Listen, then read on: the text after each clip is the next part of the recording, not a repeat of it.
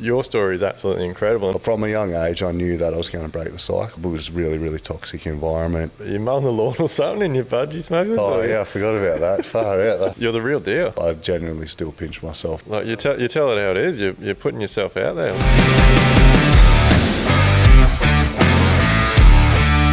G'day guys, welcome back to another episode of Level Up. We are back in the shed for a bit of a chilly one this afternoon. It's a cold day here in Brisbane, but we have definitely got a cracker for you today. So today I've got AJ Williams with me from Revel Saunas and Ice Baths.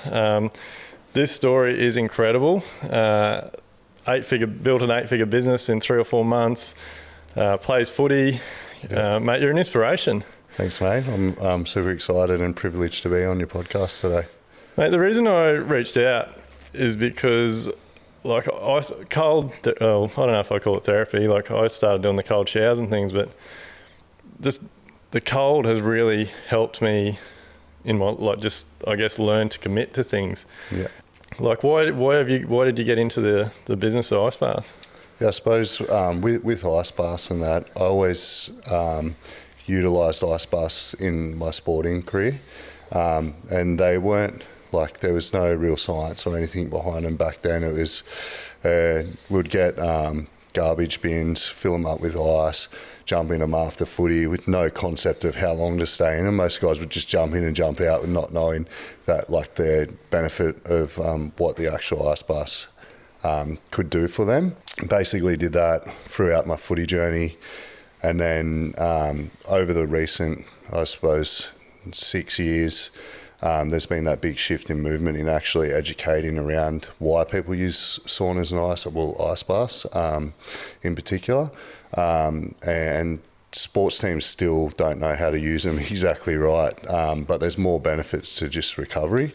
For instance, back then when we were using them, we were putting ice in the actual garbage bins, and as soon as you jump in them, that thermal layer that you build around your body was just wiping out any sort of improvement that your body would have had, or any reduced inflammation that your body would have, because your body's heating up the water. Yeah. So knew the benefits of that side of things, but then just started seeing this like big movement and big push with people utilising ice baths for more than just recovery, for like mental health. I grew up obviously having mental health issues with depression, anxiety, and like PTSD, and starting to see the shift in regards to people using it for that and building resilience and tolerances, and started doing a bit of breath work and noticing the impact that breath work and ice bathing had on the life as well. It's powerful stuff, hey? Like we're just talking a little bit off air, and there's a heap of stuff we're going to try and get through today. Like AJ's definitely got an incredible story, and I think that's going to be a bonus. Like I said, the reason I reached out was for the cold, because a lot of people reach out to me now and ask, like, what are you doing? Like, how are you staying on top of things? How are you staying so motivated all the time? And for me, in the early days, it did start with just that 2-minute cold shower, like just having that commitment to stand there, cold or straight in, cold water, 2 minutes, 3 minutes. And just something as simple as that just started, growing my consistency, growing my commitment. I started the day better, felt more energized. And then, like I was just talking about, like we went to Everest and stuff, swum in some glacial ponds, cool. And like that was just insane. And then just seeing everybody starting to get into the ice baths. But it's I see just recently, I don't really want to talk about too much because we got beaten last night, but I see you've done some work with the Queensland Maroons. Yeah. We supplied all their saunas and ice baths to the camp, and now pretty much every one of their players has a sauna and ice bath at their house. They love it. They froth it. There's been a big shift in the way that footy players recover and stuff, so we can't blame the saunas and ice baths for their loss last night. They will need your saunas and ice baths. Like that was one of the hardest games ever last night. It was crazy. Remain tryless until, what was it, like 57 minutes or something? Ridiculous. Like, I just haven't seen that high impact, like people being able to hold that like threshold for that long. So yeah, the intensity was just off the charts. It's crazy. So you're still involved with football? Yeah, I play AFL down at Southport for the Southport Sharks. Yeah. I have a bit to do with the Gold Coast Suns still.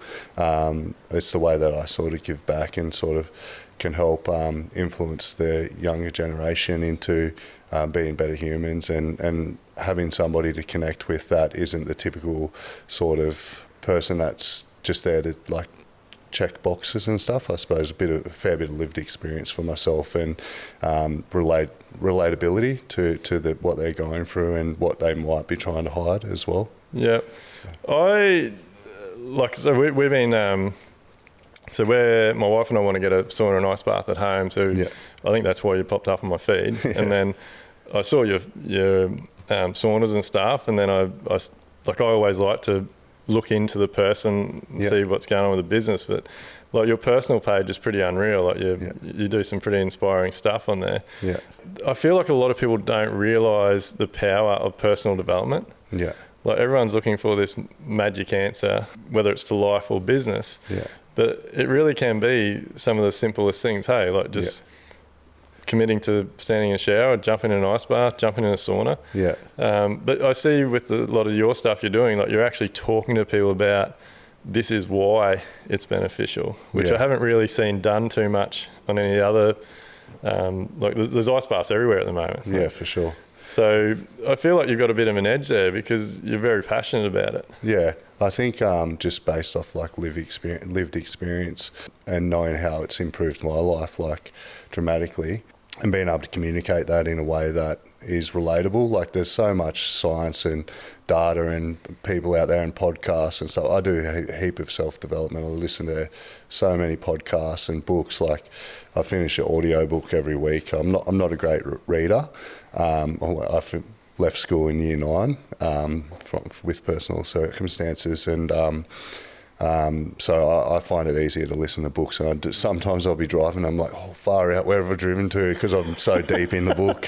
Or I'm like, I arrive to where I'm at, and I'm like, oh, how did I even get here? Like, I can't remember if I changed lane or drifted off. But I just love the personal development side of things. But it's really hard to understand what, especially for someone like myself or like yourself, like you're a tradie, some of the words that scientists and stuff put out there, you're like, what the fuck? Can I swear on this? What the fuck did he just say? Like, I don't even know what that means. And being able to break that down for the average person to go, that's what that does. Like, that makes sense. Like, I'm glad it's not just me. I understand that. Like, you asked me, like, there's no way in my world or on my Instagram I'm ever going to try and pronounce one of the scientific terms for ice baths or saunaing, because I can't pronounce it, and 2, I don't even know what the fuck it means.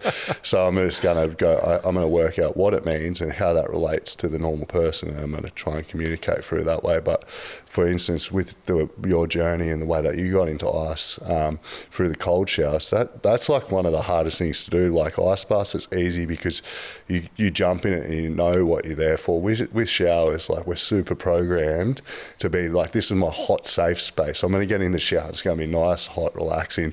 When you turn it onto cold, you're forcing yourself to be in a really uncomfortable environment that your brain's like telling you need to get out of this. This needs to be on hot. Like, you've done this since you were born. You've showered in hot conditions since you were born. So it's like your brain is trying to overpower. It's a real hard thing to overcome. I think that's why I got so much out of it, because it was a battle.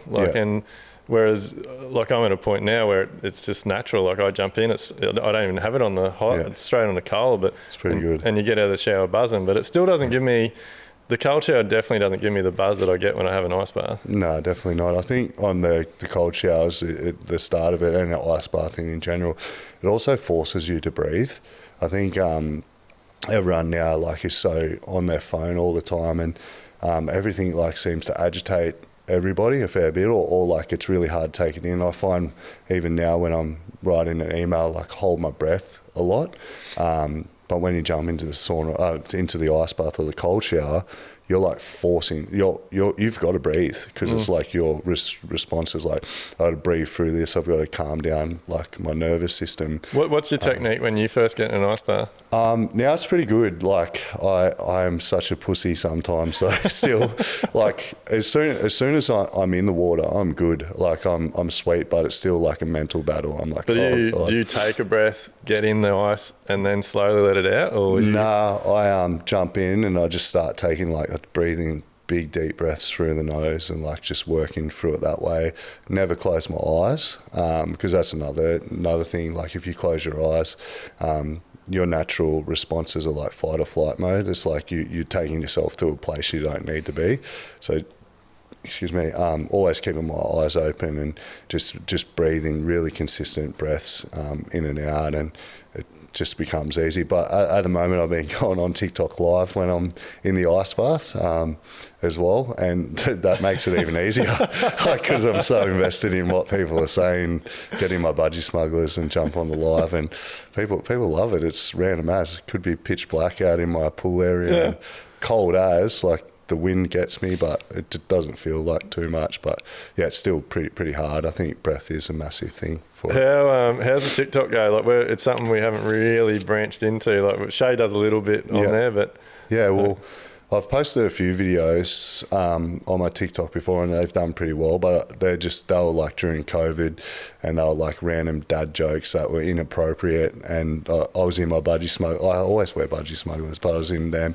So I pulled them down, and I went, the other week I'm like, I'm just going to go live. And I did the Gold Coast half marathon, and I didn't train for it, and I was buggered. I was so cooked after it. I jumped in the sauna, and I was like, I'm just going to go live. So my title was like, just finished Gold Coast half marathon, cooked in the sauna. And then I had a heap of people jump into it, ask heaps of questions, and then just ran at some random as people.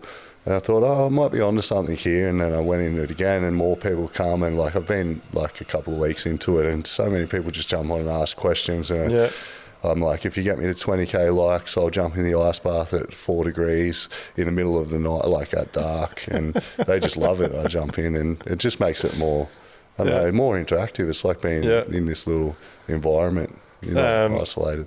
Mate, do you mind if we share a bit of your story? Yeah, because it's become a real passion. Like, this podcast has really become a bit of a platform to share people's stories, and I like to really show people in the building industry that it doesn't really matter your background or what you've come from. Like, anything's possible, and like, your story is absolutely incredible. And I think Shay might have reached out to you to get a bit of background knowledge and stuff, and he found out you've recently been on the podcast. What was that podcast called? Unemployable. And so I had a listen to that, and I was like, holy shit, like, this guy really does have an incredible story. Like, and it just goes to show you, like, it does not matter the way you've been brought up, the school you went to, like how smart you are. Like, you've definitely proved all that wrong. I'm pretty sure that any of my teachers would have been like, oh, he's going nowhere. like he's going to be in trouble. But yeah. Did that play on your mental health? Like, because you thought those people were thinking that of you? 100%. Like, the fear of judgment was so real up until sort of recently.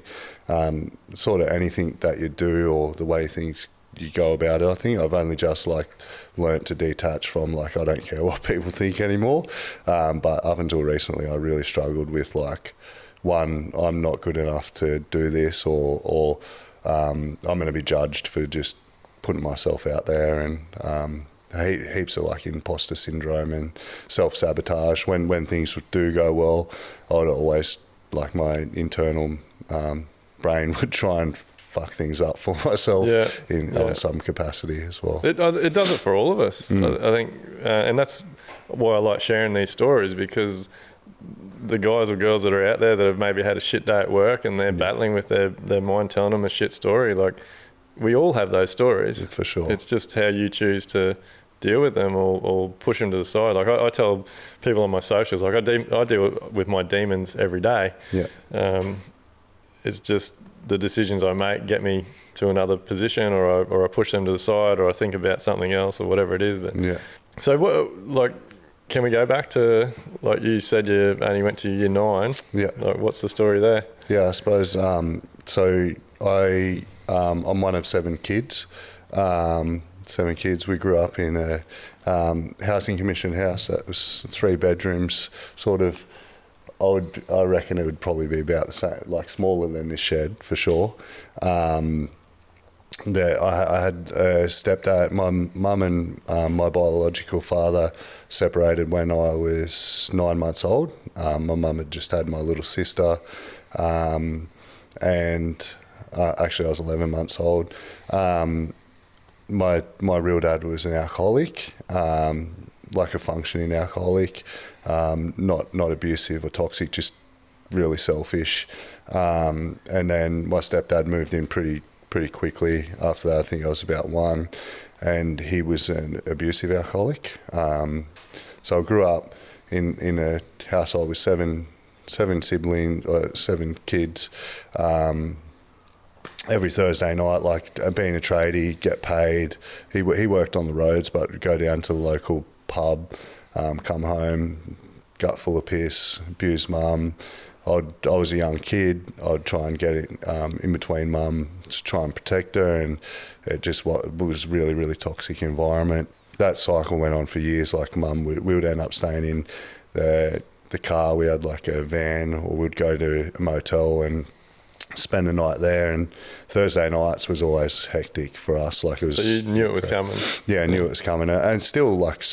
To this day, I have trouble sleeping on a Thursday night. Yeah, right. And I've only just been able to realise, that's like because that was the night. You spent so many years just dealing with that same thing every week. Yeah, and it wasn't just Thursday night, but like that was the main one. And then I was 14 years old, so just coming into year 9, and I just had enough of him coming home pissed. He'd get up in our face, and one night he was like, "Oh, come on, then let's fight." And mum would always like take the brunt of it, and I just one day went, "Well, fuck this," and just punched him. Like it was a pretty decent hit. It knocked him out, and mum just said, "You've got to leave." Told me to leave, and I grabbed my sister, and we went. I went and stayed with my friend, and she went and stayed with her boyfriend at the time, and. Then we found a unit in Palm Beach, real cheap. It was cheap at back 14? then. I was probably about almost 15 by then. Yeah. And then we got a private rental in Palm Beach, right across from the beach for like it was like $250 a week. It wouldn't be that now down there. But so how did you? Like you're obviously very resilient. Like how at 15, like to do that is started bricklaying. I was trying to go to school at the same time as well, but it just didn't work. Like it was impossible. I was doing bricklaying. I was unloading containers. I was trying to do as much stuff as I could, just doing heaps of labouring, probably hanging out with still toxic people because I was so used to that environment. So kept chipping away until I was sort of 23 and realised, I need to do something better than this. And then met my current business partner back then, who owned one of Australia's biggest fitness equipment companies. And he obviously seen something in me. Offered me a job, and just started working in his warehouse there, picking and packing orders, and then built a relationship with him, and he really took me under his wing and taught me product development, so I learned all about that.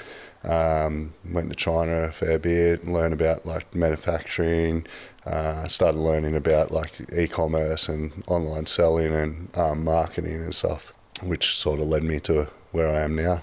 Yeah, and you like used sport, didn't you, as well through those times to get you through, and that was a bit of that was your hobby, that was your safe spot. Yeah, I always thought like that I was going to be a professional AFL player.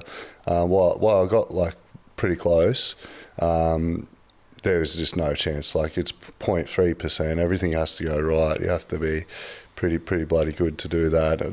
That was just something that I attached myself to. I was like, I'm going to make this.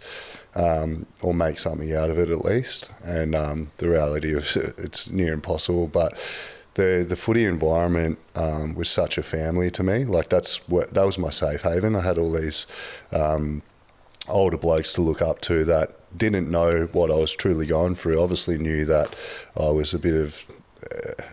you'd look at it like a delinquent child, but like somebody that needed some guidance. So I always had those type of people to look up to. And I think that's what really taught me, like my teamwork and building like a really good culture within a company. So that everyone's like working together for one outcome, I suppose. And a lot of the stuff that I use in business now, I think, oh geez, we use that in footy, or like that's like a strategic part of the footy. But yeah, footy was a massive outlet for me in my like mental health. And when I sort of tried to give it up around about 25 or so, and I had a massive mental breakdown. I couldn't work out why. And then it just, I was speaking to someone and they're like, oh, you do realise footy's like your family and your identity and something that you've built, and you're trying to give that away. So really you're like pushing away your family and your ability to have a outlet. It's incredible, how, like, I'm a huge fan now of, or one of the things that I work on personally myself, and I feel like I just wish everyone in the world could realise it. Like I believe a lot of people are not actually the person they could be. Yeah. Like they're just stuck in this world that was created by the people they were around growing up, the family members they have, the community they're hanging around. Yeah. And they're too scared to break out of that mold because they might upset someone or they might offend someone or all these types of things. And so they never actually truly get to realise how successful they could be, or they might be able to have a different career, or like there's so much that can come when you start to sort of break out of your comfort zone and what you're used to. For sure. I think a lot of people just hang on to, oh, this is what I was brought up in. Like from a young age, I knew that I was going to break the cycle. I always thought it was going to be through footy. But I was always trying stuff to break the cycle. Like I've never been a massive drinker or whatever. But I've always known I'm out of here. And I think that like there's still people in my family that won't admit to their truth that they've been through, just because they feel like that's them and there's no way out for them. And there's a lot of people that will just stay in that cycle because they don't feel deserving, or they don't feel like they would get the opportunity to break the cycle, or they don't feel like they deserve it either. So. All right, well, let's definitely set the scene to so then how do you go from that to building a 7-8 figure business in 3 or 4 months? Quite interestingly, I started a few different businesses. So I jumped into that fitness equipment company. During that time, I was always looking for like, what's my out? Like, what's this gym equipment business going to be for me? Like, where am I going to find my exit? I started a clothing company. I get real addicted to things, right? Like so easy, not drugs or booze, because I know the outcome, what happens when that happens. But like, for instance, I got really addicted to golf, and I just was that adamant that I was going to start this golf brand clothing company, and this was about in 2014, I think. So about 10 years ago, I started this golf clothing company, and I sold a few things of it, but it was just too early. The golf craze hadn't started, so I scrapped that. Like, never try and sell mega amounts of apparel, because just that you order all these things that you think are going to go well. That's what we spoke about off air. Is like validate the product before you go through it. So that was a lesson in that, I suppose, and then just kept chipping away, kept learning. So you still got some of them in the closet? Probably somewhere. I think my biological father, he still wears them playing golf. He's probably got endless amounts, but so I did that, and then just tried to start a few different things. Tried to start I got decent at like doing Facebook ads and stuff. I tried to start like a ads agency. Once again, that was probably a bit too early. So how are you getting the skills to do this?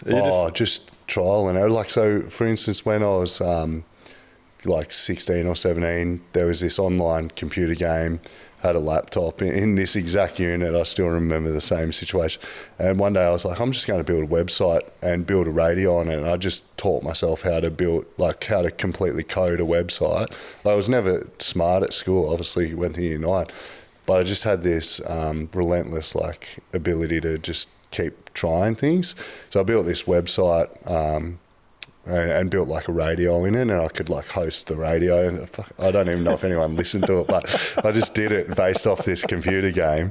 And then so I just tinker with things and learn how to do stuff. My Mum would always say that I was really good at taking things apart and analysing them. I was never good at putting them back together when I was a kid, like push bikes and stuff. So I just learned all these new sort of skill sets. Tried their Facebook ads agency, and that was probably not going to work. And then was doing heaps of product development. And then just before COVID, me and the guy that owns the fitness equipment company, Dan, we were like, oh, let's create a sunglasses company. And we designed these sunglasses that had a adjustable earpiece, and they would go over your ear, so when you're doing CrossFit or a workout, they wouldn't fall off your head. They would have probably been good for builders. And we got a patent on the sunglass, and so I left working for his business to start this business, and we launched it, and it was when COVID just kicked off, and it went pretty well. Obviously, people had heaps of disposable income, and they were just buying stuff online. We partnered with an influencer in the fitness industry to be the face of that business, and I just didn't love it. I was in the grind. I enjoyed launching it and building this product and building all of the assets and marketing around it. Launched it, but I didn't enjoy running that business, and it slowly just broke me down. And then there was sort of some infighting with the shareholders in that business, and me and my best mate Dan started not seeing eye to eye because we didn't realise there was this external factor going on. I decided to exit the business rather than keep trying and fighting it. Yeah, fighting it. Really, it was a really shit, toxic environment to be a part of at that stage, because the business started going downhill, and I was blaming myself. I'm like, oh, this is not good. Yeah. Anyway, we ended up communicating through that issue and working out that obviously wasn't me, or wasn't the root cause of it, because anyone else, I think, any other two mates would have just been like, you're dead to me. With what was generally happening, and what I was getting blamed for, and what was coming out was, it could have broke anyone. You got to be tough, to be business partners. 100%. You got to be definitely committed. 100%. It's hard work. It is, for sure. And so I chose to exit that. I lost anything that I put in it, all of the couple of years that I put into it, got nothing out of it, left it, and I was thinking, oh, fuck, what am I going to do? I was like, I don't want to go into another business with Dan. I don't want to lose him as a friend. He's been a great mentor to me, taught me everything I know. And then I started a company that went pretty well. I was consulting back to his company with a team, and it was another thing that I just didn't love. I didn't love it at all. I didn't like managing it. I didn't like managing the people in it, and it wasn't fulfilling my bucket. And I still didn't know what I wanted to really do. And then I met up with Dan, and we were like, okay, COVID's been really good for the fitness equipment industry, but we need something in the business that's parallel to the business, still in the health and fitness industry, that can de-risk the core business. So let's build something out to make sure that it doesn't risk his main business, which is a really significant sized business. And then so we did this innovation cycle where we chose 3 areas we wanted to look in. Actually, it was 4. We wanted to look into sleep, because we knew that people were having issues with sleep. I have issues with sleep. Nutrition's already been done by a lot of companies, it's such a saturated market, so we scrapped that pretty quick. Mental health was on the rise, during COVID, or post-pandemic was a massive issue, and it was an area that we could look into. And then there was the sauna space, or like we called it, like hot and cold therapy area. We then put a bit of research out. So we did like a research paper, got over 5,000 clues that we built up from different podcasts, different thought leaders, different research papers. Did our own research paper with the consumers that we had access to, which was a couple of thousand, and then we did one-on-one consumer interviews. So once we started seeing like some clear indicators of opportunities, we started interviewing. We interviewed 1,000 people to try and get some consistency with what area we should look into in those four areas. So we'd scrapped nutrition, scrapped sleep pretty quickly.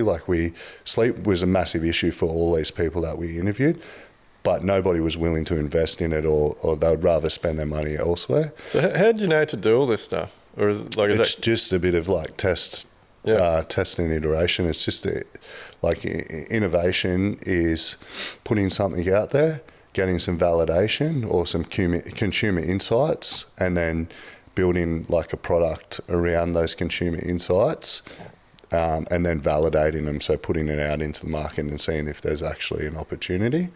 So it's just something I've learned over the years of that. I tell traders and builders this is they all think they can't do this type of stuff, but like you can send a questionnaire to every client you've ever worked for 100%. And say, why did you choose me? What were you looking for? What were you worried about? Like getting information back from people is so powerful to a business. 100%. And like goes back to like marketing. Like you can then create a communication style for your marketing, because I know what people I need to market to now and what they want to hear. Not I'm just assuming they want to hear I want this type of house or whatever it might be for that. You can also then build product around what that consumer insights is. There's just like endless amounts of stuff. But to get back to how we landed on saunas, we went down the mental health route. Like we seen saunas was like a massive opportunity, but at the same time we were like, oh, this has been done before, because there's so many spas companies out there.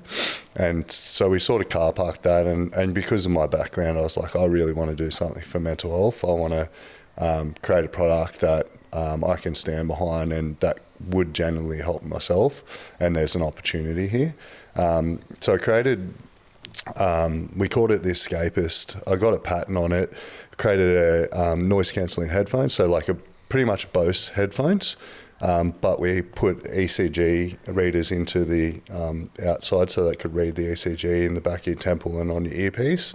And then there was a band that come down and it went on the front of your head, and it read your EEG,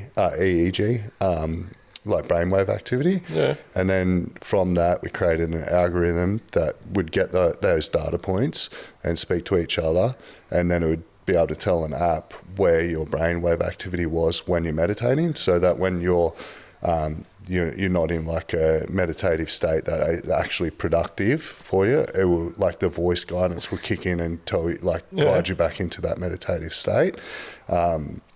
Launched that in the US, and a fair few people bought it, but it was just costing so much to educate the consumer. So I was finding our cost of acquisition was higher than the product itself, which is going to kill your business. And like even if you got millions and millions of dollars of investment, your cost of acquisition is going to chew your business down. It's pretty straightforward. That or you got to quadruple your sales price. 100%, and that's not going to happen for a pair of noise cancelling headphones.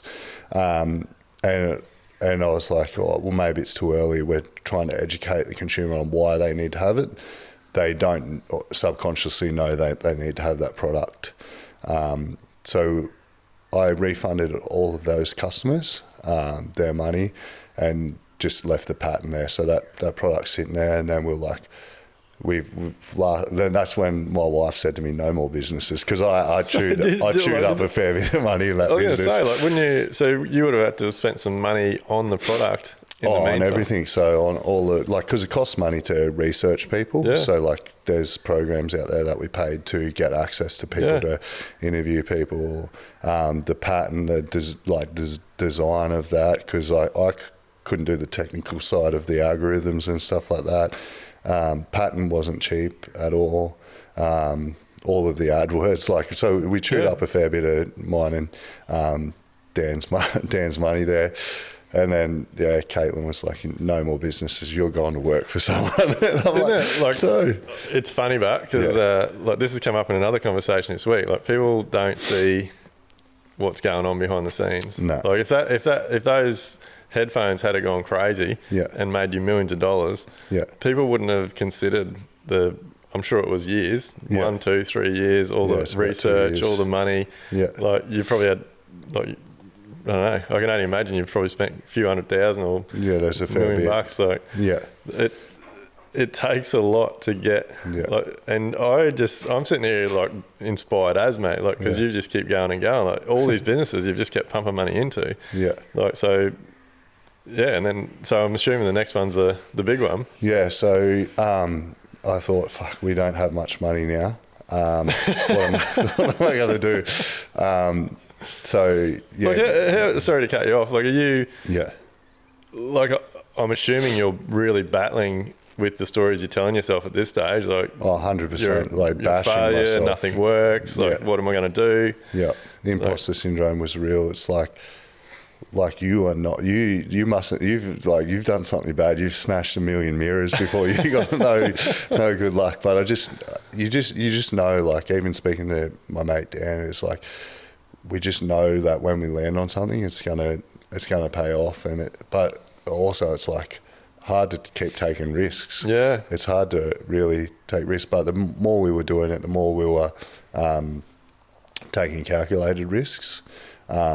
As well, so like they were really strategic, and I think that was evident with when we launched Revel. I pitched it to him and his exec team in gym and fitness, and they were like, well, let's give it a crack. We're not spending any money on this, so we're partners in the business.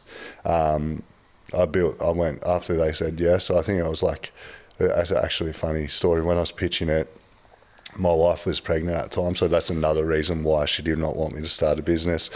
And she's a civil engineer, like senior project engineer. So she's very structured. Like, she has this methodology, like stage gates, and I'm like, 1 million miles an hour. Let's risk everything. So she's pregnant. There's always going to be one risk taker in a relationship. 100%. Dealing with like morning sickness and stuff.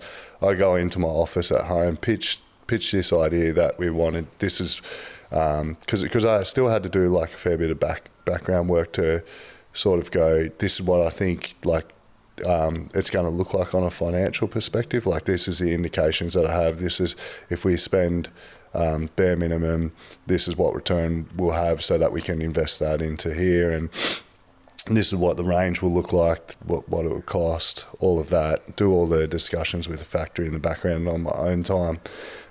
Pitched it to them, come out happy as, and I'm like, what's for dinner, darling? She's like, I haven't cooked anything. I put like, and I'm clean as eater because she was so sick. She didn't want to eat anything, hated the smell of meat. Put like 2 meat pies in the oven for me, and I was so hungry by that time, like super excited. I went to eat one and it's frozen inside. It's like, sort of like the night just was like perfect, and that was just so laughable. So you remember the night you launched this business by a frozen pie? Yeah, and then I went back in there and I went, fuck, I'm getting balls deep into this. I jumped on, started building a Shopify website, built out the framework, was going to launch it with like a blue colour, sort of like that blue colour that's there, as a brand colour, because I was thinking, recovery, like Revel recovery, from my background. But then I'm thinking, I've got to think about like the whole market. Like, there's so many people thinking about like longevity, wellness, all this thing. Like, there's a massive holistic approach in regards to what saunas and ice baths can be used for. So we changed it to the greens that you'll see now, which is more like a neutral colour. It's like green means yes with everything in your subconscious mind. It also is like an earth colour, relates back to the product a lot more than just a blue. Your marketing's fantastic. Like your socials and your website and stuff. It's all great. I legit built that in one night.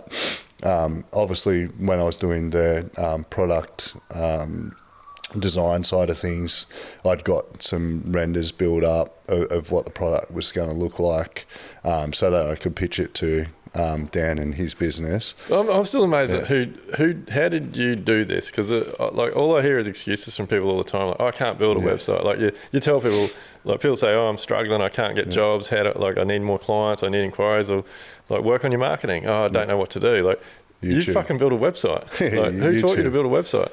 I taught myself, to be honest. Like I was like, there are some things that you need to get developers to do, but it was bare minimum. It was just like I wanted to create, because we didn't have any product inventory in the back end, it was coming up with out of stock, and I just needed somebody to create like a pre-order button for my website, and I didn't know how to code a pre-order button, so I just got him to do it. It cost like $1,000.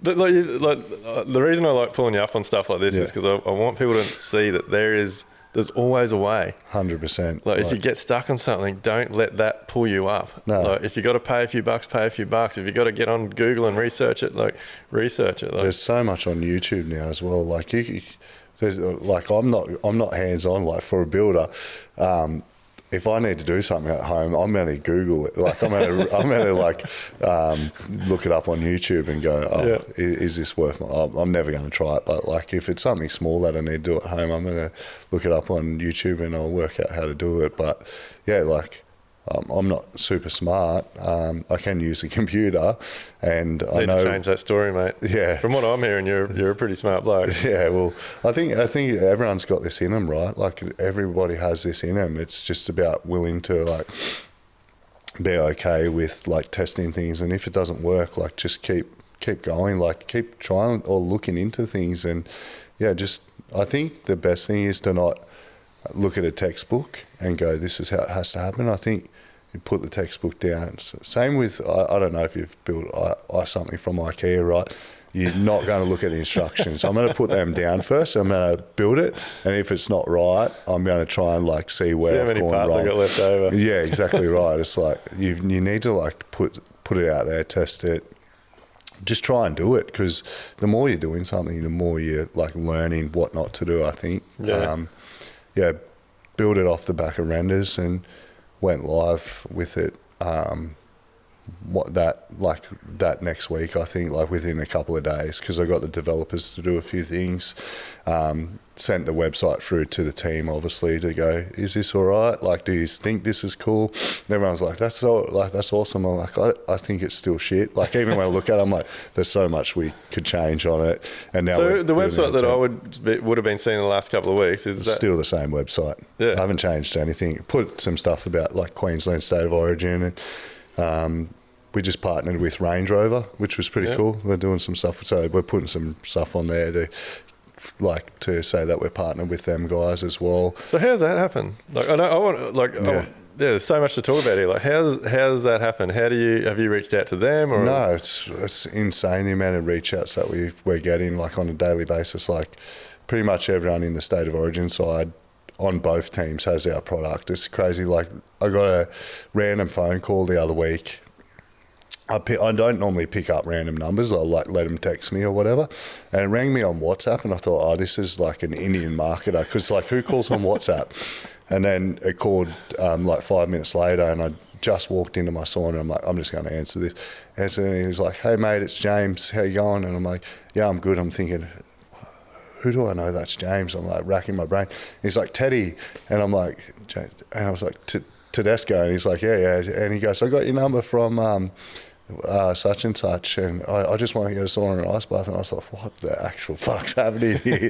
Like James Tedesco calls me, and then Latrell Mitchell messaged me the other day. Like, it's just insane the amount of people, connections that are happening from this business. It's just one of those things where all the stars sort of aligned. But yeah, Range Rover reached out in an email, and I just called them straight away. And I don't think it's the stars aligning, mate. I think, like I said, from following you personally on social media, like you're the real deal. Yeah. Like you tell it how it is. You're putting yourself out there, and like people connect with that. Yeah, I think a lot of people can see through when people are faking it, and that's one big thing. Like, is like I'm just going to be always authentic. Even like I posted a video the other day, and someone in the team said, "Oh, it was that Hock Tur girl that went viral. Like she was a Hock Tur and spit on that thing." No. Anyway, it's like, check it out. yeah. So.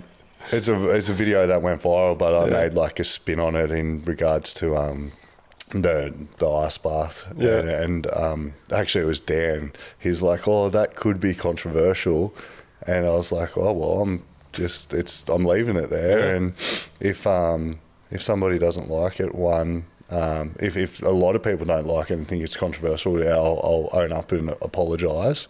But if I don't put that out there, I'm not being like my true self. And I'm going to go and check it out. Yeah, it's pretty funny. Like if you see the original version, you'll know why, like the whole backstory of it. But it's it's quite funny. But I think just putting yourself out there and being okay with being. Well, like I don't think anyone judges it. I think they genuinely connect with it because it's like this guy's normal as like. I'm on the same page as you, mate. I believe people see through the bullshit pretty quickly. Yeah, for sure. Yeah, if you're the real deal, like your videos, like I assume it's your backyard at home, like you're in your pool area. I think I seen one video where you mowing the lawn or something in your budgie smokers. Oh yeah, I forgot about that. Far out, I forgot. That's out there. Yeah, like it's just. There's a funny story about that is when the business first kicked off. So we launched it, went pretty well, and it was just me because we're still testing this, right? We're like trying to validate. Like we put it out there with pre-order to see if we had the validation, and like we'd validated it. That was in September. The product, we received the product on. I think it was like the 31st of December, like it was New Year's Eve. So the container got here. Me and Dan went up to the warehouse, unpacked it, checked out the products and stuff. And during that time, like lawn's going real quick. And I love my lawn. I'm just obsessed with it. Well, I was until the business went too crazy. Now it's going to shit. But I was mowing my lawn and this number kept calling up the sales phone and I'm the only one in the team. And I answer it and he's like, "Hey, I'm trying to install my sauna." It was a traditional sauna, so it needs to be wired up by an electrician. And he's like, I think it's wired up wrong. The light's not working, or when it turns off, the light clicks off. And I'm like, I know what's going on here. I'm like, just let me FaceTime you. And he's like, "Are you mowing your lawn?" And I'm like, "Yeah, I'm mowing my lawn." It's Saturday afternoon at like 3 o'clock. Yeah. And, but I think that's just me. I'm always, I was in my budgies too. Yeah. That's where I was getting with that story. Yeah. It's pretty funny. So after all that, you basically launched a business, and within 3 or 4 months, you had a seven-figure business. Yeah, I think the first month we launched on September 13th, so middle of the month, and we did like 500k. So if it was a full month, we probably would have cracked $1 million in our first month, which was insane. And then it just grew super rapid from then. Yeah. So what's your plan? I see recently you're expanding the range.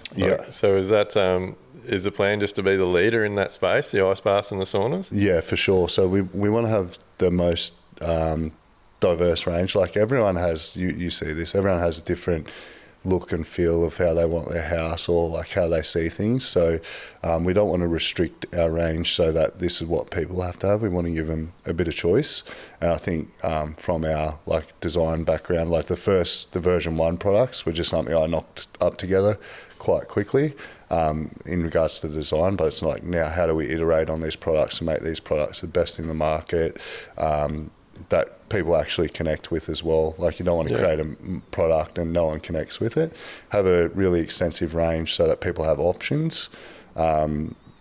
We've scaled into New Zealand. So we're 7 months in, scaled into New Zealand, have a distributor there, have a distributor coming on board in France and Europe. And then we're going direct to consumer in the US as well. So, No, that's friggin' unreal. Like, you must pinch yourself. Think, like, what the hell's, like, is this awesome or what? I think I said it to somebody yesterday.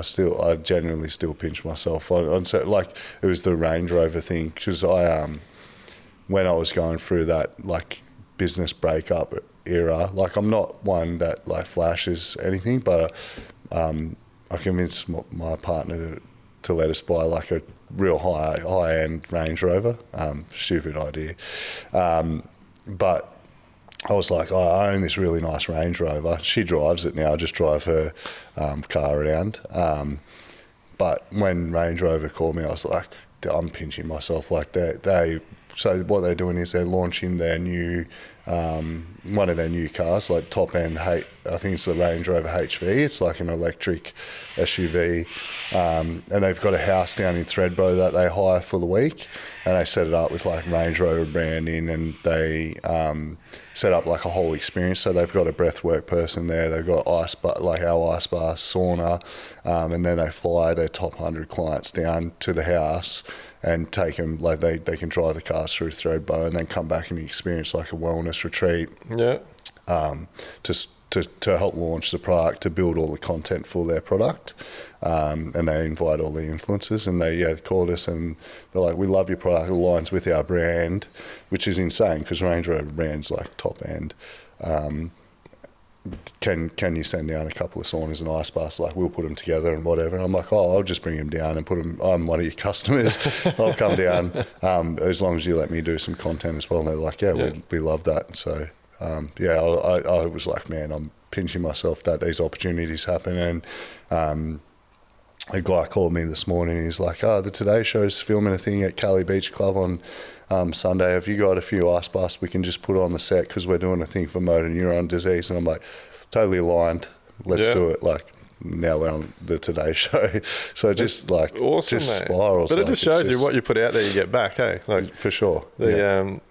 I think social media is an incredibly powerful tool. Like, you 100%. if you we've been talking about, you just be yourself, you put yourself out there, you connect with like-minded people, and before you know it, things are just ticking along. Like, it's crazy. Like, all my businesses pretty much just tick along and grow off the back of me doing this podcast and putting the random bits and pieces I do on my social media. So obviously connect with a fair few people from that. Like, they obviously see value and actually connect and believe what you're doing. But just being real. Like, exactly like we said, like, everyone can see through the bullshit. Like,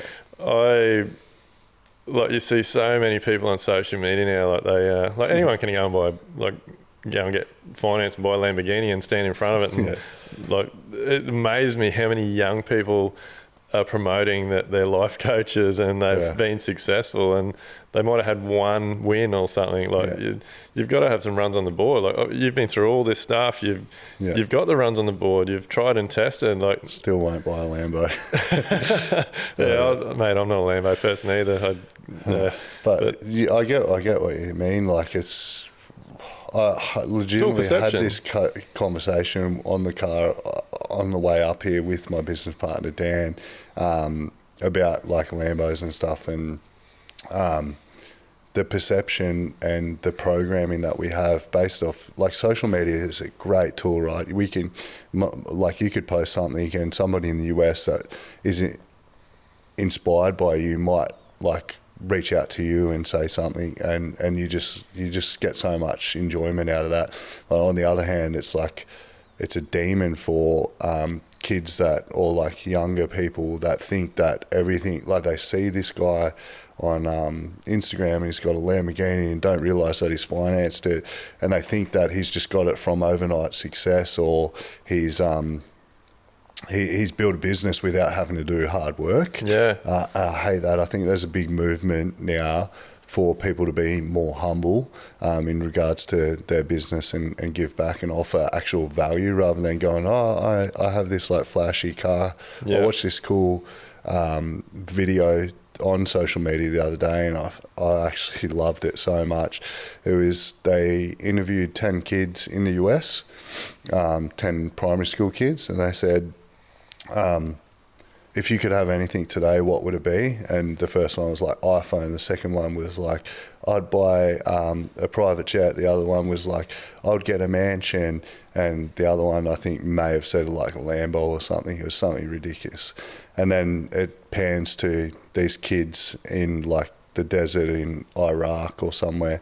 And it's like, if you could have one thing, what would it be today? And the first kid was like, I'd want to live till tomorrow. Like, and I know that I could live till tomorrow. The next one was like, I'd want to see my dad again. And the next one was like, I just want to play soccer with my mates in the field. And it's like, they don't see social media, so they don't have these unrealistic expectations on what they can achieve. I actually hate, like, don't hate anything, but I really dislike seeing people go off the back of like Aussies that are like working hard and trying to find their break. Like you see that Adrian Portellis and that, they've done really well with their brand and their personal brand and stuff like that.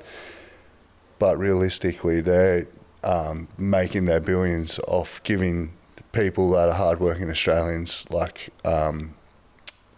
an easy way out, like by buying their lottery tickets or whatever. I just don't think it just doesn't sit right with me. And seeing people post like Lamborghinis online and you're like, that doesn't inspire me. Like, well, I want to be inspired by like a genuine story where this guy's like, I made millions of dollars and then I helped this person. Yeah. Like, I don't care if you got like a Lambo. Yeah. Adrian, I actually, like, I'd love to meet him. No disrespect to him. Like, he's done really well, but it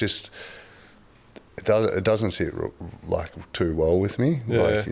He's probably one of the ones that I do like. I'd love to meet him. Like, and he's, from what I see and hear, like, he does give a hell of a lot back. But I get what you're saying. Like, they're it's making probably a bad example. No, but I get 100% what you're saying. Like, they're and there's so many mentors, coaches, whatever out there at the moment.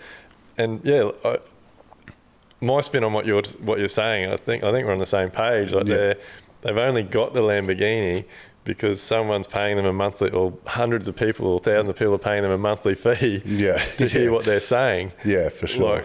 Like, and I like, that shits me in my out the construction industry, because there's no different to yours, I guess. Like, to me, with everything, you've got to have runs on the board. Yeah, for sure. Like, it's so easy. Like, the ones that really shit me on social media are these ones that get on there about these, I don't even know how it works or what the real name for it is. Like, they sell shit online. Like, they just they purchase something from China and they on-sell it. Yeah. And they do all these posts about, I've been going for 11 months and I've made $3.3 million. Oh, when they show their Shopify account. Yeah, I don't like them as well. Look, that's awesome. Yeah. Good on you. You've obviously put in the hard yards. You've made it work. Yeah. But come back and see me in 3 years' time and see where you're at. Yeah. Like, is that growth gonna continue for that long? Or? No, it's not sustainable. Like, in 10 years' time, they will probably look back and go, that was the worst decision of my life. Like, I could have reinvested that money.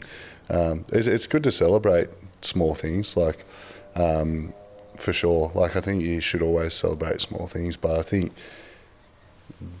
the feeling like you need it's the hedonic treadmill, right? It's like you don't need to have the next best thing, because when you get that next best thing, you're going to want the next best thing, and you're going to want this, and it's just super unsustainable, and you're just filling a void. Whereas if you can get some sort of fulfillment elsewhere, by helping people, like, if you're selling a program that actually genuinely helps people, that's like, and then you're seeing their results. Like, for instance, you mentioned that you wanted to do, you're looking at a business to, like, well, your business is coaching people, right? One of them, yeah. So what you're doing is you're actually facilitating somebody else's growth and giving them an opportunity to break their cycle, to earn money, to live a good life. Whereas other people are just like these overnight success people that drive around Lambo. The ones that annoy me are the crypto traders. That's the ones. That's the reference I should have used. I went to this bloody seminar only a couple of months ago, and one of the speakers there was a crypto guy. Oh wow! And he's telling us about all this success and everything he's had, and then, like, obviously it's a sales thing at the end of it. So you can have all this as well for bloody $24,990. And like, mate, the amount of people in the room that got up and went and purchased it, I couldn't believe it. But like, he's made his money from you paying him for this shit system that has a small chance of thing. That's when you need to hold up a sign like that says you can find this info on YouTube for free. Somebody will tell you.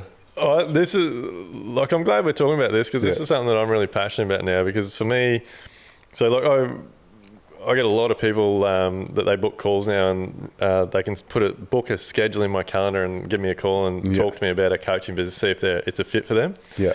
And one thing that me and my business partner are very proud about, like when we hold our conferences, they're just like us. Yeah. Like it's no la-di-da. Awesome. Like we turn up, people are walking around in pluggers, and like everyone's just having a good time and chilled out. There's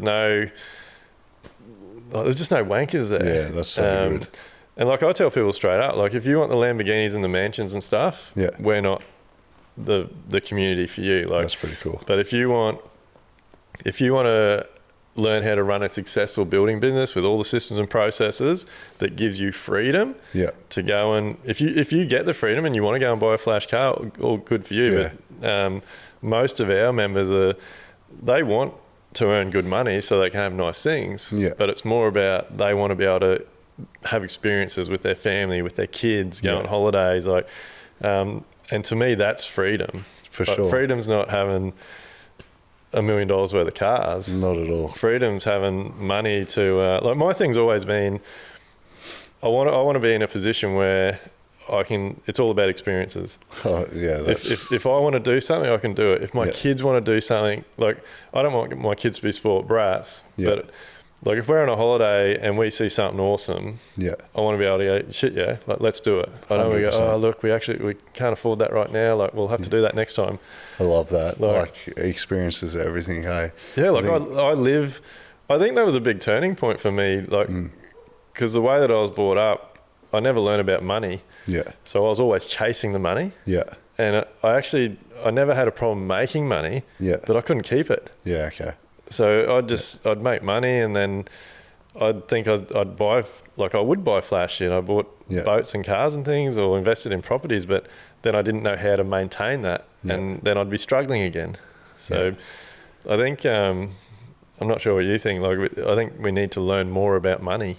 I think so too, and I think it comes back to like trying to figure out what actually makes you tick. I think the best way to do it, the best exercise, is to go.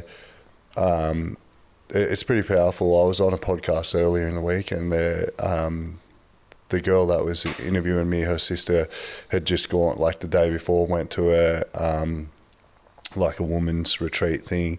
And there was a lady there that had been diagnosed with incurable breast cancer, and the doctor said, you've got 365 days to live.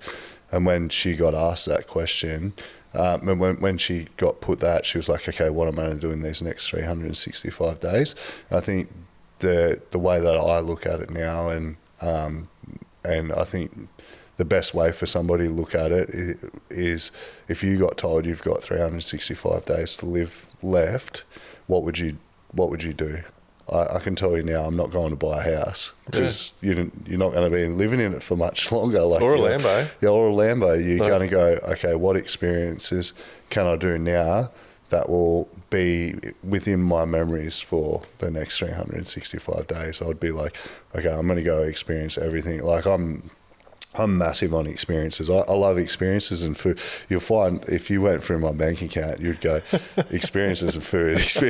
No, there's nothing else. Like it's just. Hey, can I ask you? One of your stories. Looks like you're on a private jet. Yeah. What's the deal with that? Oh, this is a relationship thing. So I didn't pay for the private jet. So I needed to. I got a random phone call, another relationship one.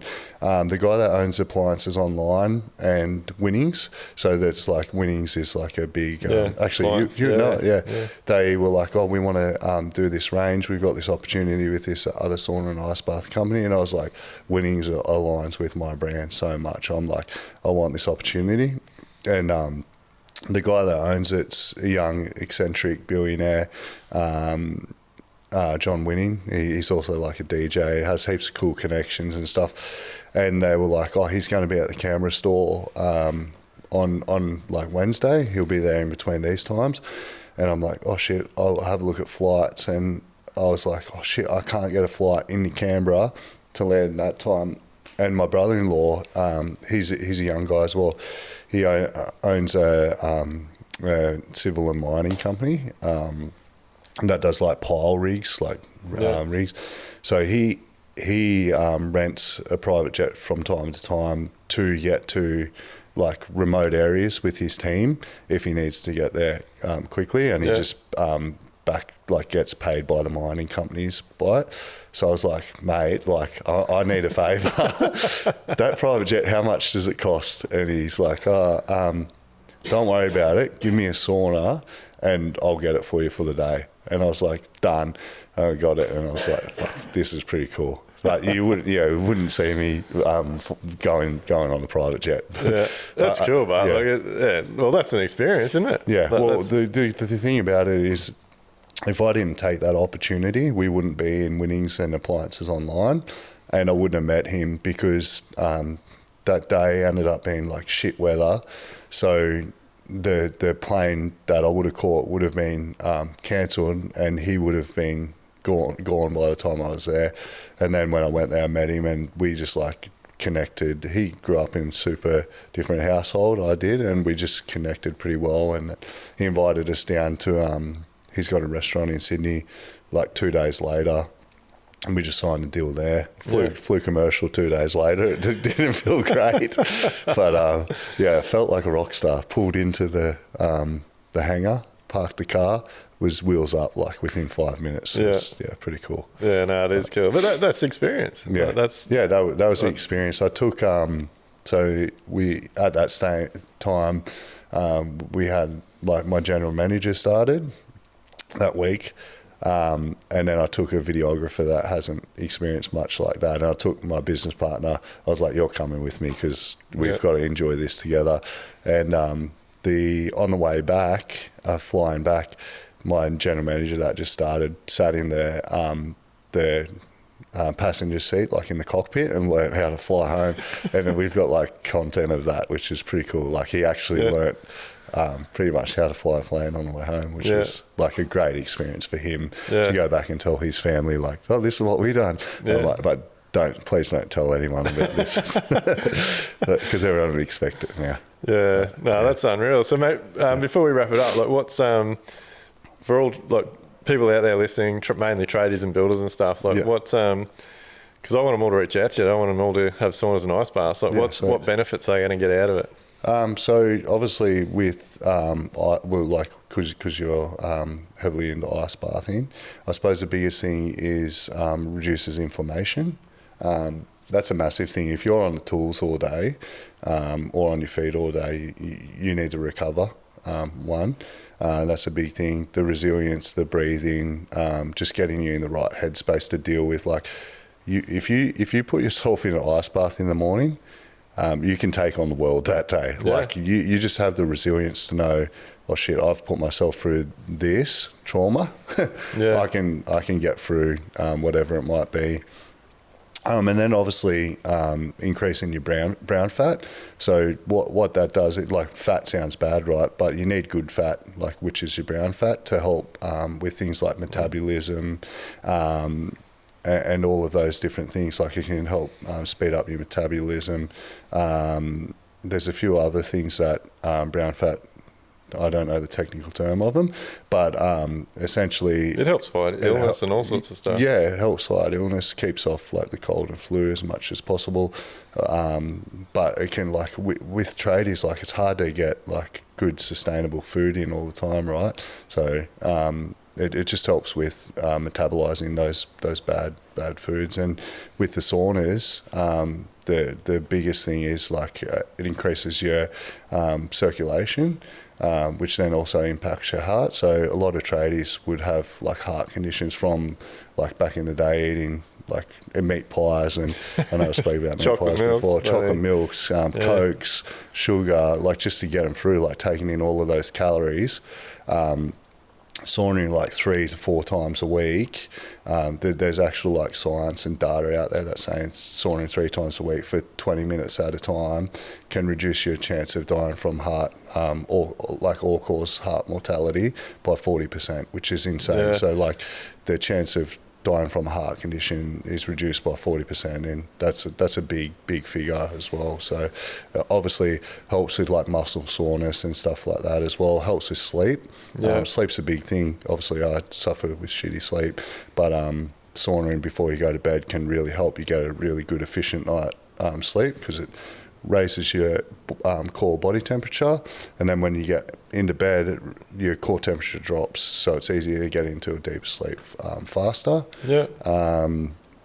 What else does it do? There's a couple. Obviously, with saunas and ice baths can really help like improve your mood and mental health as well. So boost your endorphins and stuff like that. Yeah, I can't recommend it highly enough. Like for everyone that's listening, so where can people reach out? How they get in contact? Yeah, so on socials, my Instagram handle is I am the AJ Williams, or you can just look at Revel Saunas on Instagram, Facebook, all those social platforms. Sweet. We'll Shay will put all your tags and all that sort of stuff on there. Awesome. But look, guys, make sure you reach out if you're thinking about getting a sauna or an ice bath.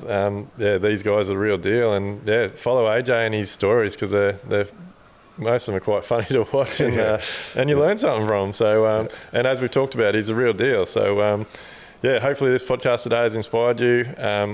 Like I said, the cold shower ice bath thing has been, I'm not right into the saunas, I've only had a few, but it's just for my consistency, my commitment, like it's just really, and my mental health. So I can't recommend it highly enough. But mate, really appreciate you coming on today, sharing your story. I definitely think you've inspired some people, and I can't wait to keep watching your growth, mate, and just see where you are in the future. It's going to be awesome. Appreciate it. Hopefully there's someone out there that's listening that this inspires them to take the next step in their journey, or to help somebody along in their own journey, and break that cycle. I suppose that's why I put myself out here, and really appreciate you having me on and letting me engage with your audience. So no, it's all good, mate. It's all good. Guys, as usual, make sure you like, comment, share, all those things, so we can continue to make this Australia's #1 construction podcast. Look, if you've got any questions, if there's any guests that you'd love us to get on here, then make sure you let us know. We look forward to seeing you on the next one. Are you ready to build smarter, live better, and enjoy life? Then head over to livelifebuild.com/elevate to get started.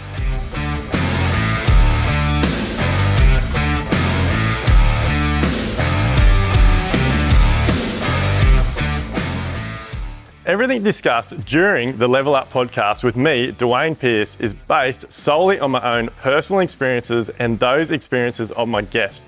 The information, opinions, and recommendations presented in this podcast are for general information only, and any reliance on the information provided in this podcast is done at your own risk.